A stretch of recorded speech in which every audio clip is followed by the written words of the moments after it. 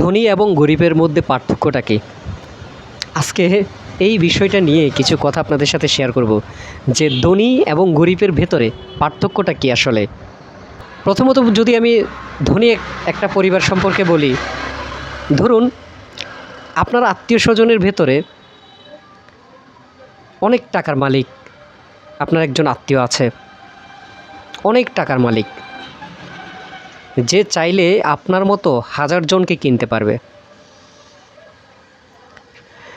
তো আমরা মনে করি যে আমার এই আত্মীয়টা কোটি কোটি টাকার মালিক, এর সাথে সাথে থাকি, এর যে কোনো কাজে এ যখন ডাকবে যাই, তার তো মনটা জয় করতে পারবো এবং যে কোনো আপদে বিপদে হয়তো বা তাকে পাবো, তার কাছ থেকে তো কোনো সহযোগিতা পাবো। আমরা এই ভেবে আমরা কি করি, সারা জীবন তাদের পেছনেই দৌড়াই। অনেক অনেক কিছু করবেন, ভালো একটা জিনিস আপনার সামনে আসলো, ভালো এই জিনিসটা কিনে তাদের জন্য নিয়ে গেলেন, যে কোনো কিছুই হতে পারে, সেটা ফল হতে পারে, সেটা মাছ হতে পারে, মাংস হতে পারে। আপনি মনে করেন যে আমার অমুক আত্মীয় এই জিনিসটা পছন্দ করে, খেতে পছন্দ করে, আজকে একটা তরকারি তার জন্য রেঁধে নিয়ে যাই, আজকে একটা ফল, গাছের ফল তার জন্য নিয়ে যাই, নিয়ে গেলেন, আসলে কি সে খুশি হচ্ছে? অনেক পরিবার আছে, অনেক আত্মীয় স্বজন আছে, আপনি যখন যাবেন ভেতরে কিন্তু তারা খুবই খুবই রাগ করবে, বিরক্ত বোধ করবে, অনেক বিরক্ত হয়ে যাবে। আপনি গেলেন, আপনি তাদের জন্য 5000 টাকা খরচ করলেন, 10,000 টাকা খরচ করলেন, আপনি মনে করবেন যে আমি তার জন্য 500 টাকা খরচ করলাম, সে তো অনেক খুশি হয়ে যাবে। আমি তার জন্য 5000 টাকা খরচ করলাম, অনেক খুশি হয়ে যাবে সে মনে মনে ভাববে যে লোকটা গরিব হয়ে আমার জন্য এত টাকা খরচ করলো, অনেক খুশি হয়ে যাবে। কিন্তু এটা সম্পূর্ণ ভুল ধারণা আপনার।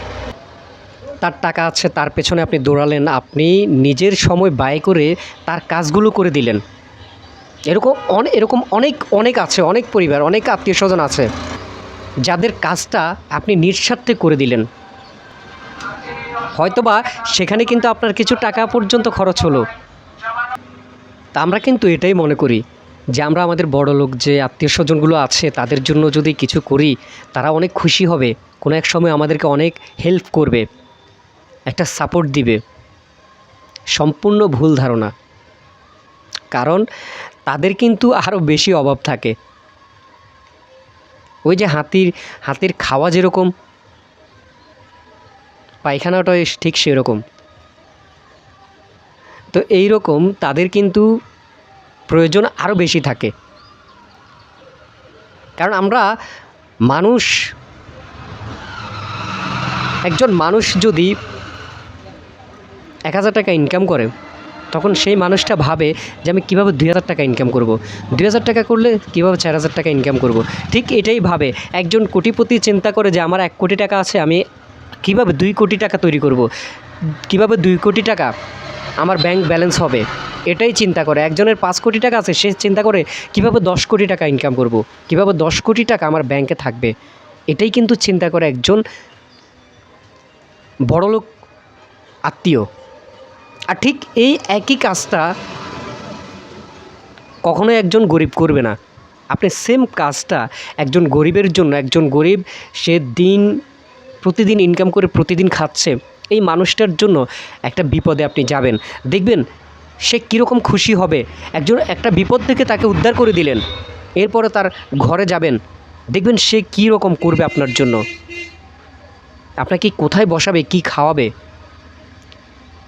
অস্থির হয়ে যাবে। একজন গরিবকে আপনি 500 টাকা দেন আজকে, দেখবেন সে কি করে। এমনও কিছু গরিব আছে যাদেরকে আপনি 500 টাকা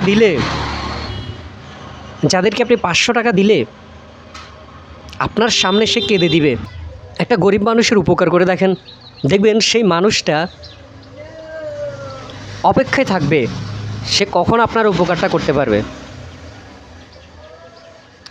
একবেলা যদি আপনাকে খাওয়াতে পারে, সে মানুষটা কতটা খুশি হবে।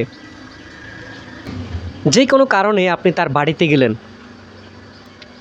মানুষটার কাছে যদি টাকা নাও থাকে, ধার দেনা করে হলেও আপনার জন্য ভালো একটা বাজার করবে আপনাকে খাওয়ানোর জন্য, কারণ তারা অল্পতেই খুশি। আপনি মিলিয়ে নেবেন, একজন গরিব মানুষ, সেই গরিব মানুষের কাছে যদি তার বড়লোক একজন আত্মীয় আসে, সে পারে না তার জীবনটা দিয়ে দিতে।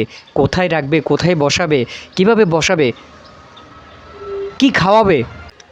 আর এটাই হচ্ছে গরিব এবং ধনীর মধ্যে পার্থক্য। আশা করছি বুঝতে পারছেন। গরিবরা যখন একটা অনুষ্ঠান বা তাদের একটা মেয়ে বিয়ে দিবে বা একটা ছেলে বিয়ে করাবে, তখন সবার আগে কিন্তু ওই ধনী পরিবারটাকেই খুঁজে নেয়, ধনী আত্মীয়টাকে সবার আগে তার কাছে যায়। আর এটা হচ্ছে সম্মানের থেকে, তাকে কিন্তু মূল্যায়ন করে সবার আগে, যে আপনি যেতে হবে, যেইভাবেই হোক আপনি যেতে হবে।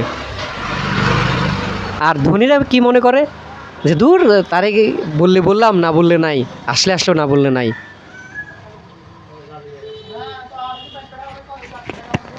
আর এটাই হচ্ছে ধনী এবং গরিবের মধ্যে পার্থক্য। ভালো থাকবেন, সুস্থ থাকবেন, আল্লাহ হাফেজ।